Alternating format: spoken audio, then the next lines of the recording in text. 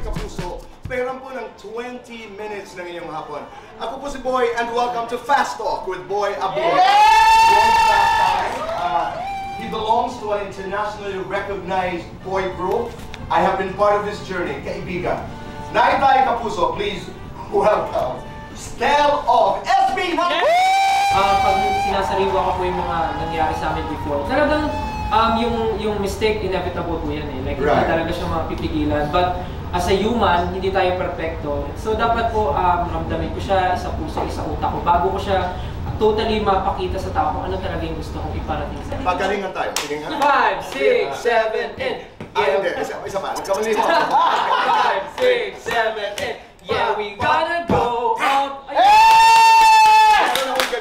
Because of them, Tito Boy. Kasi kung hindi talaga sa kanila, kung hindi dahil sila naniniwala sa amin before, baka wala nga pong SB19 talaga ngayon. Army 18. 18. BTS Blackpink. Both. Baldag Kaldag. Kaldag. 19. Sino ang pinaka-naughty? Ano say ako po? Sino ang pinaka-cheap boy? Ako na rin. Forever boyfriend. Sino ang habulin ng girls? Justin. Sino ang taken na?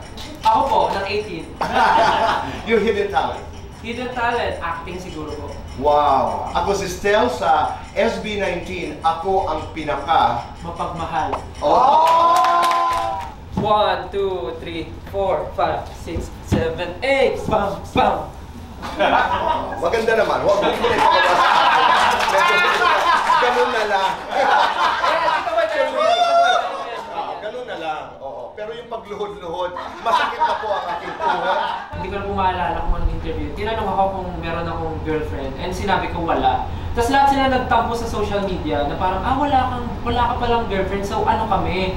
So sabi ko, gusto niyo pala ng ganitong klaseng biruan? Okay. So, ever since po, sabi ko, sige, dahil ganyan gusto niyo, ako na yung forever boyfriend niyo. So, sa mga post ko, sa lahat ng lines na sinasabi ko or mga spills ko sa concert namin, lagi ko silang ini-include na ako yung boyfriend nila. Which is nakakatuwa kasi meron kami ganong interaction. Pero, ano po yun, may boundaries pa din. Like, hindi talaga siya super sineseryoso ng 18. Natutuwa ako na meron kaming klaseng ganong connection. You would be in a circle, tapos sinasabi lahat ang mga pinakamahihirap na sabihin.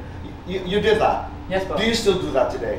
Ngayon po, madalas na po kayo mag-open forum. Open forum na. Opo, harap-harapan na po. And then you had that hug. Paano yung hug?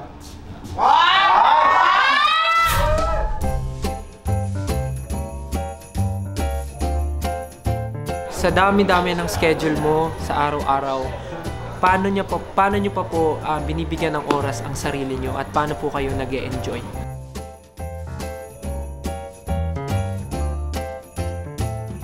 Total lahat na ng coaches nakapag fast talk na. Siguro mas masaya kung kaming apat para mas harap-harapan yung laglaga namin. Nakaka-refresh ulit kasi parang nung nakita ko si Tito Boy, parang bumalik yung memory ng nagsisimula pa lang kami sa SB19. And parang nakakatuwa na naaalala niya pa rin lahat ng mga napag-usapan namin before. Talagang fresh pa sa memory niya yon. So, refreshing lang rin for me na makita si Tito Boy ulit and makausap siya. Lalo na ngayon ng mag-isa, one-on-one, nakakatuwa. Hello mga kapuso, iniimbitahan ko po kayong panoorin ng Fast Talk with Boy Abunda, Monday to Friday, every 4:45 p.m.